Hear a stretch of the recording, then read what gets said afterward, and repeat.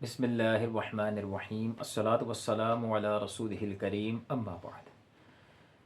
आज इंशाल्लाह चंद एक बुनियादी अहम मसाइल मौज़ू के हवाले से इसको हम डिस्कस कर लेते हैं। जैसा कि हम लोग जानते हैं कि सर्दियों में ख़ास तौर पर मुसलमान इसका इस्तेमाल करते हैं और वज़ू वगैरह में फिर इस पर मसा किया जाता है और इसी के ज़रिए जो फिर नमाज़ें वगैरह पढ़ ली जाती हैं। अगर इसके मसाइल ना सीखे जाएँ तो बहुत मुमकिन है कि कम इल्मी की वजह से हम लोग अपनी इबादत को ज़ाया कर लें। लिहाजा जो लोग मोज़े पहनते हैं उन पर फ़र्ज़ है कि वो मोज़ों के तफसीली मसाइल का इल्म हासिल करें। हम यहाँ तफसील से तो नहीं सीख सकेंगे, लेकिन चंद एक बुनियादी बातें इस हवाले से हम लोग सीख लेते हैं। अल्लाह ताला हम सबको तफसीलन सीखने की भी तौफ़ीक अता फ़रमाए, आमीन। सबसे पहले ये मसला याद रखें कि किस मौज़े पर मसा किया जा सकता है। तो याद रखें 3 तरह के मौज़ों पर हम लोग मसा कर सकते हैं। नंबर 1 चमड़े का मौज़ा हो, नंबर 2 या रेक्सिन वगैरह का मौज़ा हो, उस पर भी मसा हो सकता है। नंबर 3 या ऐसा मोटा गफ मोज़ा, अगरचे वो ऊनी मोज़ा हो लेकिन इतना गफ इतना मोटा हो कि अगर आप उस पर पानी के कुछ कतरात गिराएं तो फ़ौरन से पेशतर पाँव तक यानी जिल्द तक पानी ना पहुंचे, बल्कि वो उसको अपने अंदर कुछ देर मोज़ा पानी को रोके, अगरचे उसके बाद पानी पाँव तक पहुंच जाए, इसमें कोई मसला नहीं। अगर ऐसा गफ मोटा मोज़ा है, अगरचे ऊनी वगैरह है, तो इस पर भी बाज़ फुक़हा के नज़दीक मसा किया जा सकता है। तो खुलासा कलाम यह है कि या चमड़े का हो या रेक्सिन वगैरह का हो या इतना गफ हो कि वो अपने अंदर पानी को कुछ देर के लिए रोके, उसके बाद अगरचे पानी पाँव तक पहुंच जाए, तो ऐसे मोज़े पर भी मसा किया जा सकता है। इसका मतलब यह है कि वो जुराबें आम तौर पर जो हम लोग सूती ऊनी वगैरह घर में पहनते हैं, जॉगर्स वगैरह के लिए, दीगर शूज़ वगैरह के लिए, वो पतले मोज़े होते हैं, जुराबें वगैरह होती हैं, इन पर मसा नहीं किया जा सकता। तो मसा के हवाले से मोज़े किस तरह का होना चाहिए, इस पर हमने कलाम कर लिया। अब एक इंतहाई अहम बात कि मोज़े पर मसा कौन कर सकता है। याद रखें कि मोज़े पर मसह करने की शर्त यह है कि एक बंदा जिसने मुकम्मल वुज़ू कर लिया हो, अब अगर वो मोज़ा पहनता है तो इसको मसा करने की इजाज़त है। यानी मोज़ा पहनने से पहले पहले बंदे का हालत वुज़ू में होना ज़रूरी है। ये इंतहाई अहम शर्त है। इसका मतलब ये है कि अगर किसी बंदे ने वुज़ू नहीं किया, डायरेक्ट उसने मोज़े पहन लिए, अब उसका गुमान है कि चूंकि मोज़े पर मसा करना जायज़ है और उसने बगैर वुज़ू के मोज़े पहन लिए और उसने मुकम्मल ऊपर वाले हाथ वगैरह चेहरा वगैरह धो लिया, और अब अगर वो मोज़े पर मसा करता है तो ये मसा नहीं होगा। शर्त ये है कि जब बंदा मोज़े पहने उस वक्त वो हालत वुज़ू में हो, यानी एक मरतबा तो उसको पाँव धोने होंगे, मुकम्मल वुज़ू उसका हो तो वो मोज़ा पहन सकता है और फिर मसा करने की इजाज़त होगी। अगर बगैर वुज़ू के वो मोज़े पहन लेगा तो इस पर अब उसको मसा करने की इजाज़त नहीं होगी। ये बहुत अहम नुक्ता है, यहाँ बहुत से लोग गलती कर जाते हैं। एक ज़हन में सिर्फ यही है कि मोज़े पे मसा कर सकते हैं, बगैर वुज़ू के ही वो मोज़े पहन लेते हैं और फिर इसी तरह मसा करते करते अपनी नमाज़ें पढ़ रहे होते हैं और अपनी नमाज़ें ज़ाया कर रहे होते हैं। बड़ी अहम चीज़ है, इसको ज़हन में रखें। खुलासा ये है कि हम लोग उस वक्त मोज़ा पहन सकते हैं जब हम लोग पहले से बावुज़ू हों, तब हम मोज़े पर मसा कर सकेंगे। और अगर बेवुज़ू होने की हालत में हमने मोज़ा पहन लिया, अब इस पर मसा नहीं हो सकता। हाँ, एक मसला ज़िम्मेदार ये भी याद रखें कि अगर किसी ने बारीक जुराबें जो घरों में पहनी जाती हैं वो पहन ली, उसके ऊपर चमड़े के मोज़े पहन लिए, इस पर भी मसा किया जा सकता है। जैसे बाज़ औक़ात ज़्यादा सर्दी हो तो लोग इस तरह कर लेते हैं कि नीचे आम जुराबें पहन ली, ऊपर चमड़े के मोज़े पहन लिए, तो इस पर भी मसा किया जा सकता है। और इसी तरह एक मसला ये भी याद रखें, इसी दूसरे नुक्ते के हवाले से जो मैंने शर्त बयान की है कि बावुज़ू हो। अब अगर कोई बंदा, अगर किसी ने वुज़ू किया फिर मोज़े पहनने से पहले पहले उसका वुज़ू टूट गया, तो सवाल ये है कि क्या ये बंदा मोज़े पहन सकता है? जवाब बिल्कुल वाज़ेह है कि ये बंदा मोज़े नहीं पहन सकता। क्यों? क्योंकि जब ये मोज़े पहन रहा है उससे पहले उसका वुज़ू टूट चुका है, लिहाजा ये बंदा मोज़े नहीं पहन सकता। अच्छा, इसी तरह देखें एक और मसला, अगर किसी ने वुज़ू किया और फ़ौरन मोज़े नहीं पहने बल्कि 3 घंटे गुजरने के बाद मोज़े पहने, तो क्या ये अब इन मोज़ों पर मसा कर सकता है?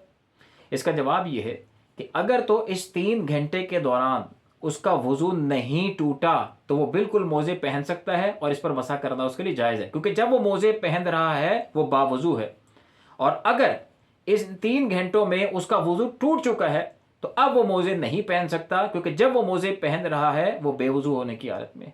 तो उम्मीद है इस हवाले से ये मसला समझ गए होंगे। एक और हम देख लेते हैं, एक शख्स ने पाँव धोकर मोजे पहन लिए, अहम मसला है, एक बंदे ने पाँव धोए और मोजे पहन लिए, इसके बाद इसने बकिया वुज़ू किया, क्या ये शख्स मोजे पर अब मसा कर सकेगा कि नहीं कर सकेगा?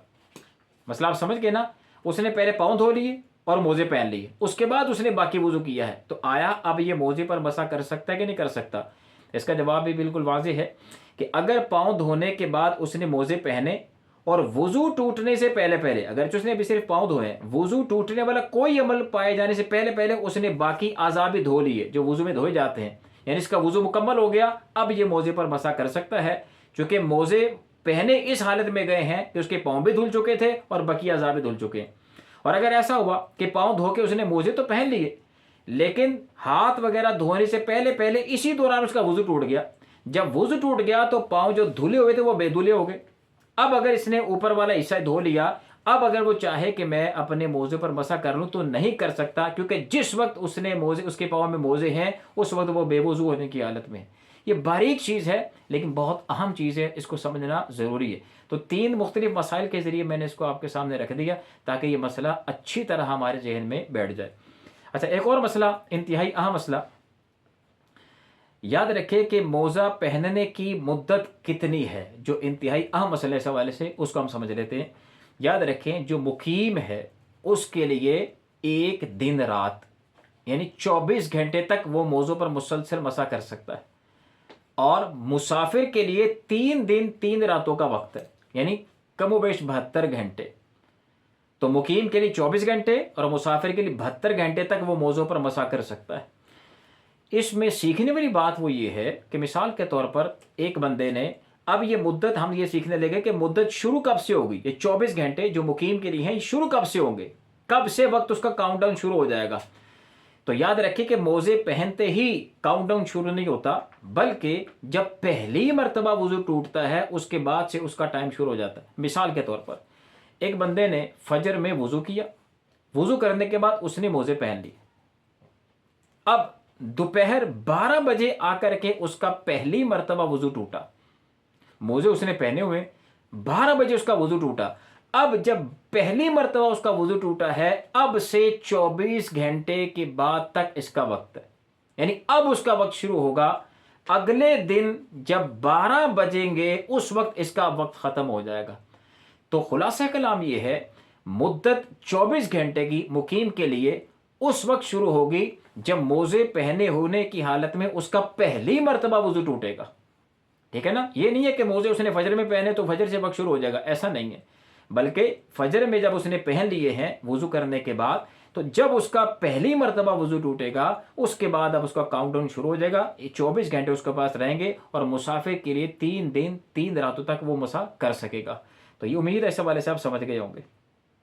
हाँ, ये मसला भी याद रखें कि अगर किसी ने मिसाल के तौर पर जैसे मैंने बताया 12 बजे उसका वुज़ू टूटा और उसका वक्त शुरू हो गया, अब अगर 12 बजे के बाद अगर वो इस दौरान अगरचे एक ही मोज़ा अपना उतार दे, तो याद रखें कि अब ये मसा ख़त्म हो गया, अब ये मोज़े पर मसा नहीं कर सकता, अब इसको दोबारा पाँव धोने होंगे।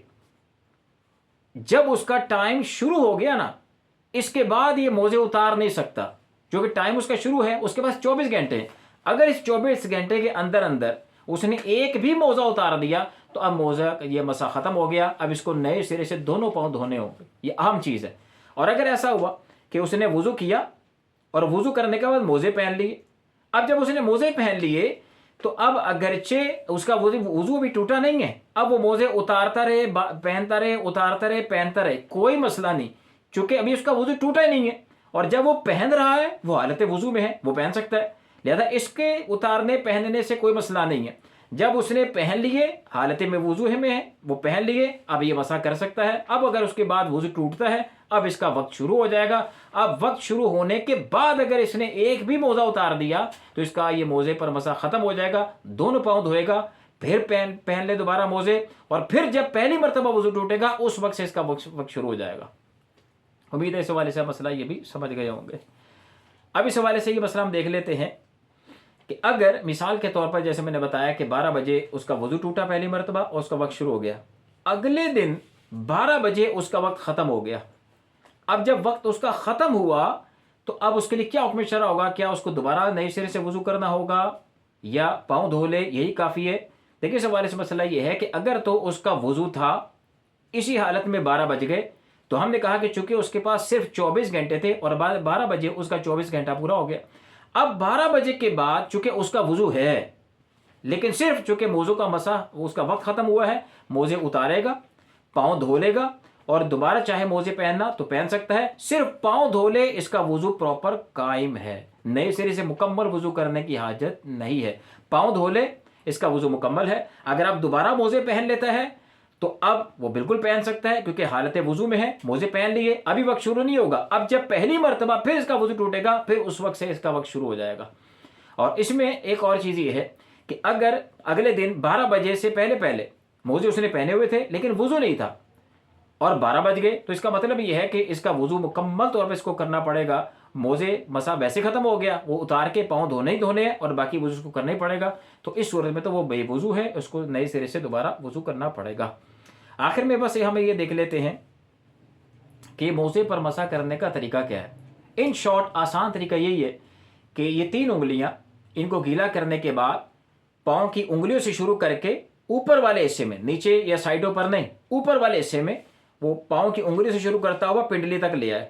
اور اسی طرح الٹے ہاتھ کی 3 انگلیوں سے الٹے پاؤں کی انگلیوں سے شروع کرتا ہوا پنڈلیوں تک لے آئے. بس نیچے سے موزے پر مسح کرنے کا وہ حکم ہی نہیں ہے اور نہ وہاں مسح کرنے سے مسح ہوگا، مسح ہوتا ہے اوپر والے حصے میں. تو یہ چند ایک چیزیں موزے کے حوالے سے تھیں جس کا جاننا انتہائی ضروری ہے. اللہ تعالیٰ سے دعا ہے کہ اللہ تعالیٰ ہم سب کو علم دین سیکھنے، سمجھنے، اخلاص کے ساتھ اس پر عمل کر کے آگے اس کو پہنچانے کی بھی توفیق عطا فرمائے. آمین یا رب العالمین.